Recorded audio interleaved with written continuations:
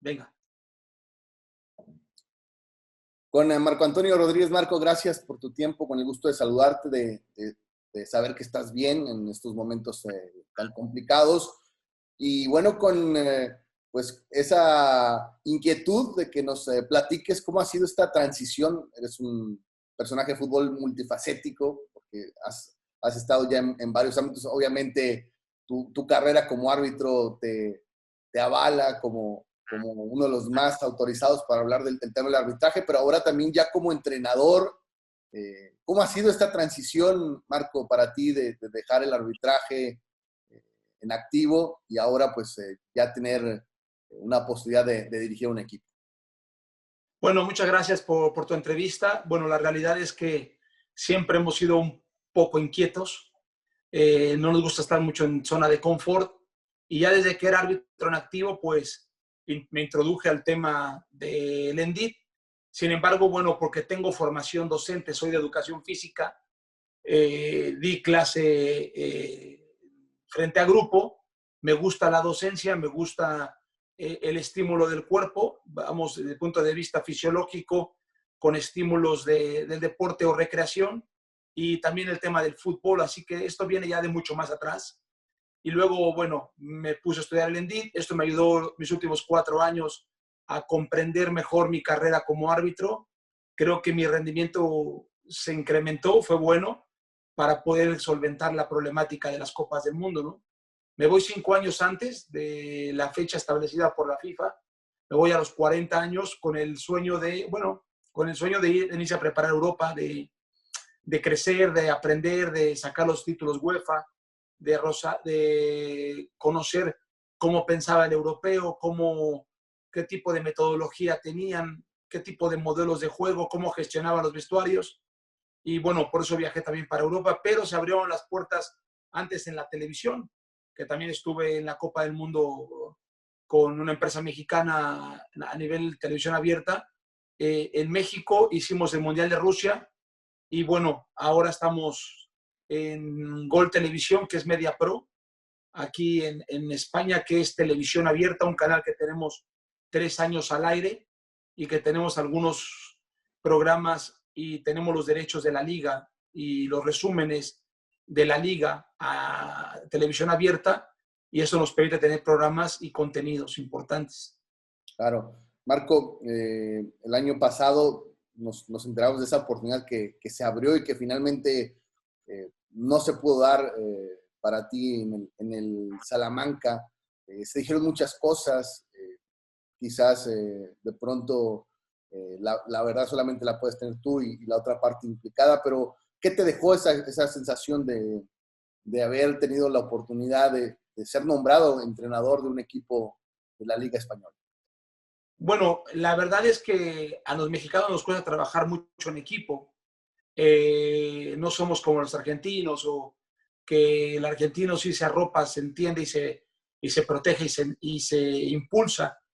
Aquí el dueño es un mexicano, empresario de Jalisco, le conozco, establecimos contacto. Aquí estaba Trejo como entrenador, pero Trejo no podía dirigir aquí en España por no tener los títulos. Él tampoco estudió el ENDIT, me parece, de Trejo.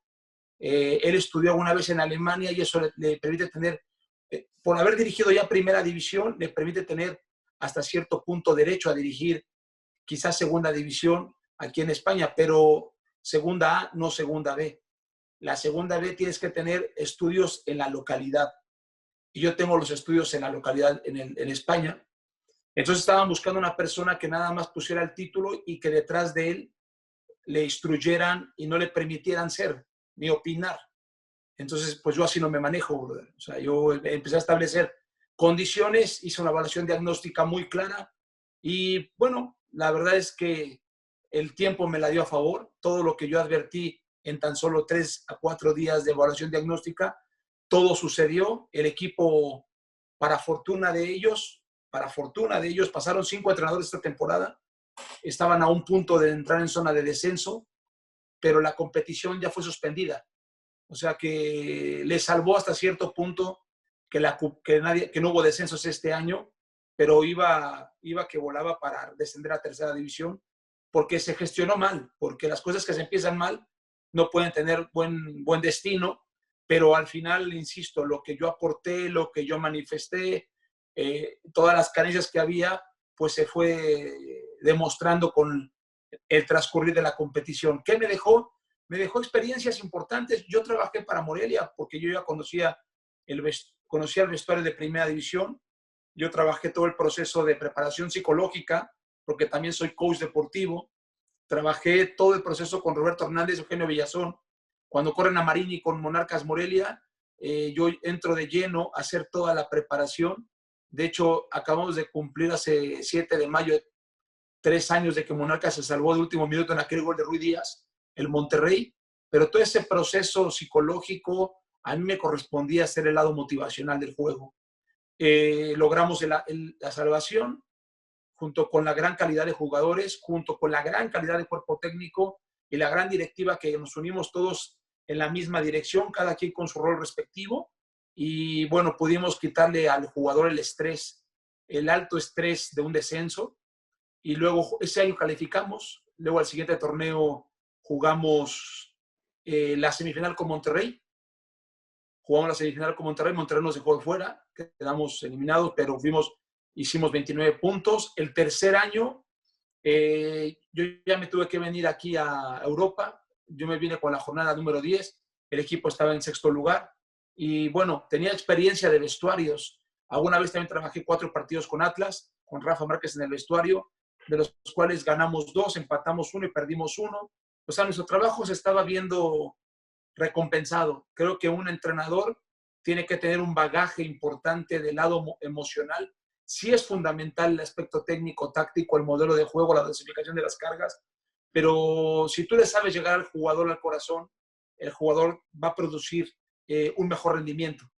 Y bueno, esa fue mi experiencia. Dejé una buena sensación con algunos jugadores del Salamanca. Muchos jugadores, hasta ahora tengo algunos contactos con ellos, en momentos nos saludamos o algo, porque saben que no mentí, porque saben que hubo cosas de fondo o detrás que no dependían ni de ellos mismos ni de mí. Y al final, pues bueno, así fue la experiencia y ahora viendo para adelante, ¿no? Claro. Marco, nos contabas ahorita de ese respaldo que se pudiesen tener otros entrenadores por parte de sus paisanos en otras latitudes. Hoy el mexicano, el entrenador joven, tiene que luchar contra esto, ¿no? Porque finalmente es ir a tocar puertas, estar en un ámbito donde quizás no goce el reconocimiento como de este lado del continente. Pero hoy pareciera que es un parte de ese mismo obstáculo a vencer para que el entrenador joven mexicano comience a cambiar la historia de ser un técnico históricamente casero que entra a una zona por así decirlo, de confort, porque pues, el mercado ya lo tiene hecho aquí en nuestro país, y es abrirse puertas y irse ganando un lugar dentro del fútbol mundial. Bueno, la realidad es que también siendo entrenador mexicano no la tiene hecha, en ningún lado la tienes hecha, ni a nivel local ni a nivel internacional. Es complejo. Por ejemplo, aquí en Europa conozco mexicanos que están aquí, Galindo, Luis Pérez, Íñigo, que nos hemos encontrado, que están tomando sus cursos UEFA B, UEFA A. Ellos están empezando desde las infantiles, las básicas, etcétera. Y aún así teniendo los títulos UEFA, que por cierto, el UEFA Pro no lo puede tomar más que la gente que ha estado en Copas del Mundo. Pues es una realidad. Te cierra mucho la posibilidad de estudiar el UEFA Pro, que es el máximo, la máxima insignia que puede tener un entrenador para poder dirigir Champions, etcétera. Esa solamente se la están dando a gente que haya jugado en Copas del Mundo, o bien que haya tenido ya 5 años dirigiendo en el máximo circuito y eso le permita dirigir UEFA Pro en caso de que sus equipos ascendiesen a Champions o Europa League. ¿Qué significa esto? Hay que abrirse el mercado, tiene que haber un entrenador de experiencia, un Bucetich, un Tuca. Fíjate, yo estuve a punto de trabajar con Tigres, por cierto, cuando antes que jugaban la Copa Libertadores, estuve en una charla con De la Garza, con el ingeniero Rodríguez, para que costara la Copa Libertadores, que pierde con River. yo le ofrecí un plan de trabajo de desarrollo de psicología deportiva, porque veía que el equipo se caía en los momentos importantes y no sabía conectar también el lado psicológico arbitral y el lado psicológico con el rival. Desde la Copa Libertadores no llegamos a un acuerdo y ya no se hizo. A lo mejor hubiese sido bueno haber entrado con Tigres y en esa época hubiese sido parte de la gran historia con Guiñac y todos esos grandes jugadores que han llegado, ¿no? Pero bueno, no se abrió, no se concretó. Yo he tocado puertas con gente muy importante, de alto nombre, de alto prestigio. Mira, por ejemplo, tú observa, al Tuca Ferretti lo impulsó, creo que Bora Milutinovic o Mejía Barón. O sea, mira, Bora a Mejía Barón al Tuca, por ponerte un ejemplo. A Javier Aguirre lo impulsa hasta cierto punto Miguel Mejía Barón. ¿Qué te gusta? Al Chepo de la Torre lo impulsa Manuel Lapuente. ¿Qué más? Carrillo no se ha sacado nadie. La Volpe, pues, probablemente al Miguel Herrera, algunos de ellos. Gente que haya impulsado la Volpe, puede ser a los Davino, por ejemplo, hasta cierto punto. Pero siempre tiene que haber alguien que crea en ti, que te saque de ese escenario y te permite estar en la banca con ellos, impulsando, trabajando. Pero también me pongo del lado de la gente de experiencia. La presión es altísima por lograr resultados. Es que una cosa es fútbol base, una cosa es cantera, una cosa es sub-17, sub-20 y otra cosa es ya es fútbol alto rendimiento. Son totalmente cosas muy distintas. Y entre más alto estás, la presión es al máximo. O ganas o estás fuera. Entonces, ahí ellos se van con la gente que ya conocen, que de alguna manera los tuvieron como jugadores. Y bueno, pues así es la historia. Claro.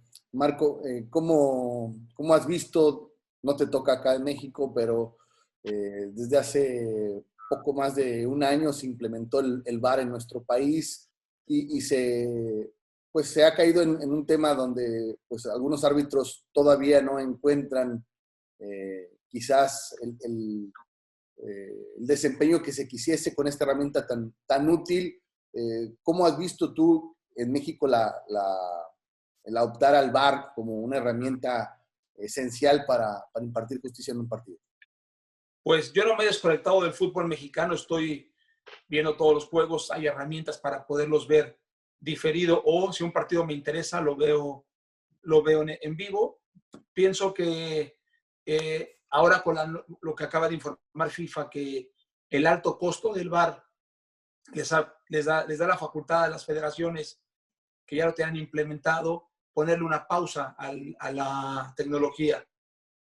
Ahora vamos a enfrentarnos a dos escenarios. Primero, árbitros que ya estaban acostumbrándose al uso del VAR y ahora van a regresar otra vez y vas a saber quién es quién. Porque el VAR, independientemente de tan criticado estaba, hoy que no se va a tener, todo mundo lo va a pedir. Va a decir, pero es que está a mano y ya no hay VAR.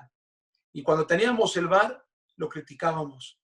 Es que hoy nos vamos a dar cuenta que el fútbol ya lo estábamos llevando o elevando a un nivel no de perfección arbitral, porque no existe la misma, pero sí ha pegado un poco más a la justicia deportiva. Y ahora que vamos a regresar, si es que regresamos a las competiciones sin la tecnología VAR, pues los árbitros tendrán que demostrar ahora de qué están hechos y varios, en el buen sentido de la palabra, quizás se hagan desnudados sus carencias o salgan muy fortalecidos. Va a depender del árbitro y qué calidad tenga. Mucho se ha hablado de que algunos no quieren utilizarlo, Marco. ¿Por qué crees que algunos se niegan y otros de plano ya le dejaron la tarea principal a que decidan en el control room o que finalmente tenga la indicación clara en video para poder señalar? ¿Hasta qué punto ayuda y beneficia en el desarrollo de un silbante esta herramienta? Yo creo que, bueno, lo que tú me argumentas, me pareció haber escuchado de Bricio que había un grupo de árbitros que no estaban a favor del VAR y los jóvenes sí estaban a favor del VAR. Si esto fuese verdad, quiero entender que los de experiencia en un momento dado no querían ser asesorados por gente de menor experiencia en el VAR, porque también eso hay que tomarlo en cuenta, Porque a veces tú puedes estar en el campo de juego, pero resulta que el que te va aparentemente a asesorar, pues tiene carencias, porque no está a tu nivel del campo de juego, a tu expertise. No que seas más, pero cuando tienes un bagaje importante, la demanda de calidad de información tiene que ser diferente. Yo creo que por eso en su momento la gente estaba renuente al VAR y los jóvenes se estaban adaptando al VAR, pero también los estaba haciendo cómodos. Cuidado, alerta, cómodos. Hoy, insisto, los equipos, si se reanuda la liga, todavía está por verse, si se llegase a reanudar la liga, los jugadores van a salir como fieras al campo de juego a competir, como fieras, así, a ganar todas. Y los árbitros también con cierta ansiedad de querer resolver bien. Va a ser muy interesante los procesos psicológicos para volverte a readaptar. Ahora sí que no adapting of the competition, sino readaptación a la competición. O sea, vamos a ver de qué estamos hechos. Va a ser muy interesante este fenómeno de la adaptación del cuerpo a la competición otra vez. ¿Por qué costó mucho, sobre todo al futbolista, entender que no podían ser ellos quien pidiesen el uso o la revisión de una jugada en el VAR? Se puede también crear malas costumbres al futbolista, Marco, de pronto cuando el silbante no sabe marcar la distancia para el jugador de que ellos no pueden pedir una revisión en el VAR. Mira, yo me pongo del lado del entrenador, del futbolista y del árbitro, de los tres lados. No solamente en una sola visión, sino en una visión tripartita, porque yo creo que el jugador también está desesperado en momentos de la injusticia arbitral. O sea, hay que entender cuando el jugador siente una injusticia arbitral, me parece que tiene que comunicarlo. Ahora, también el jugador tiene de repente hábitos que no van en aras a la justicia arbitral, sino para intentar sacar ventaja de una cuestión emocional o una cuestión de jerarquía, ¿no? Por ejemplo, llámese, por ejemplo, Guiñac, que a Guiñac casi todos saben, todos le grita, si yo hubiese sido árbitro, no dura 2 minutos en un partido mío. O sea, es más, yo estoy seguro que con una tarjeta amarilla pronto con Guiñac, jamás se hubiese atrevido a levantar la voz y el trato, el diálogo hubiese sido como tendría que ser, de mucho respeto de ambas partes, pero en su momento jugadores de esa calidad sí tomaron cierto protagonismo por encima de la autoridad arbitral.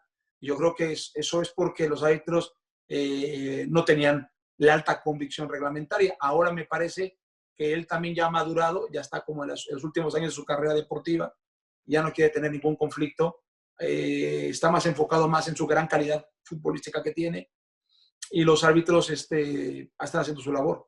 Pero sí se dio ese fenómeno. Marco, ¿cuál es tu perspectiva? ¿Cómo visualizas esta nueva ola de